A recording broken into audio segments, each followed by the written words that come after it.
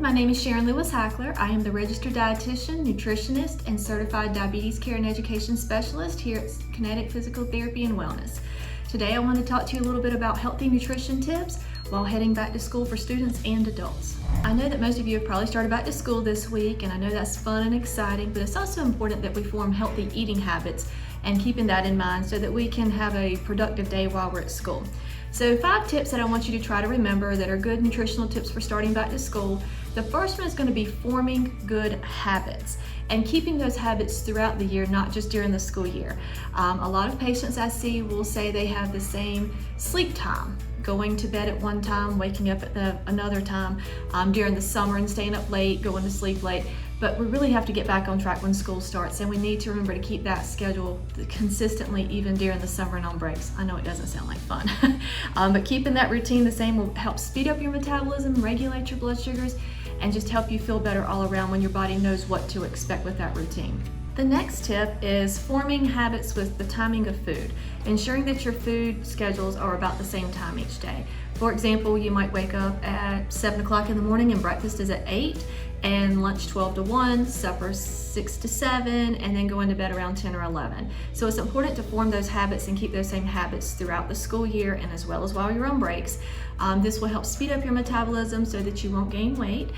It'll help regulate blood sugars and make you have a good mood, which is always fun at school, and just be able to focus throughout the day better.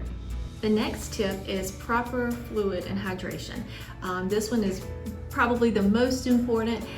There are so many kids that I see, including my own kids, that will come home from school every single day complaining about being hungry.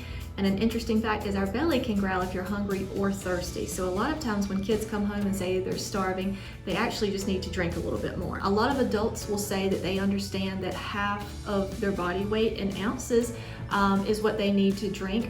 That is correct for most adults, but it's not necessarily true for children. There's actually a formula that I will use to calculate to see what their fluid needs are. So for example, a 100-pound person I need about 68 ounces a day, which is about 4 of this size water bottle, which is the 16.9 ounce bottle.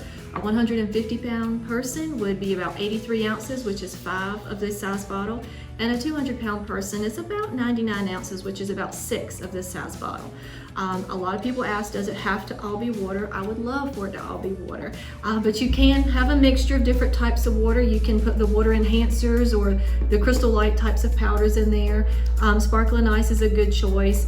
If you're sweating, if you're an athlete, that's when we would introduce more of the Propels, the Gatorade Zeros, Powerade Zeros, and the Trimino has been more popular recently, and that is also unsweetened. So as you can see, we encourage the unsweetened beverages so that we don't get our calories from our beverages. The next tip is to ensure that you're eating a healthy breakfast every morning. This sets the pace for the whole rest of the day to determine if you're going to be hungry, if you're going to be getting enough fluids in. So it's important that we get a good, well-balanced meal. It'll help you focus and do better at school. It'll help your mood. A few options that I have here for you just to kind of think about, something that's quick and easy, because that's what I usually hear from my kids that they need, is something quick and easy. A Greek yogurt is usually the best because it's higher in protein, lower in carbs, and adding some type of fruits like blueberries and strawberries to it. And then of course, if you need a little bit extra protein, we can always add something like eggs to it. Cereal is always a healthy choice. We always encourage the low sugar cereals. For an example, like Cheerios, low fat milk or almond milk with that. And then to top it off, we can have usually a banana. Usually a half a banana is a serving though. And our last tip is to ensure that you're consuming enough fiber. The amount of fiber that we each need is different for each person. Most children need at least 15 grams of fiber, and most adults need 25 to 30 grams of fiber. And unfortunately, even though these are great sources of fiber that I have here in front of me, they don't always add up very quickly. For example, this apple has 3 grams of fiber, but it's in the peeling of the apple is where you get all the fiber from. You've always heard the saying, eat brown bread over white bread. Same thing with rice and pasta, because it has a little bit more fiber.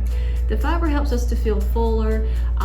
For anyone who has diabetes, it helps the blood sugars rise slowly come down, so that way we have a more long-lasting effect of the food, so we're not as hungry as quickly. And for our heart health, it's very good to make sure we're eating enough fiber for our heart health as well. And these are just some good examples of fiber. So it could be oatmeal, the whole grain bread, pears, apples, whole grain muffins, all of the dried beans like pinto beans, black-eyed peas, chickpeas. I've even had the question about hummus, and is hummus a good one? Yes, that's actually a good protein source and a good fiber source. And there's lots of fruits, prunes, raspberries, cherries, some vegetables, Brussels sprouts, yams, sweet potatoes, winter squash, broccoli, carrots. And with the potatoes, if you eat the peeling of the potatoes, that is where you're getting the fiber from as well, like we've mentioned with the apple. So just ensure that you're consuming enough fiber. It helps to keep a lot of things regular. So just ensure enough fiber, and as we're increasing our fiber, it's important to make sure we're drinking our fluids to help keep things moving properly like they should. I hope these nutrition tips help you and your family have a healthy start of your school year. If you have any further questions, please don't hesitate to contact me, Sharon, at Kinetic Physical Therapy and Wellness at kptonline.com.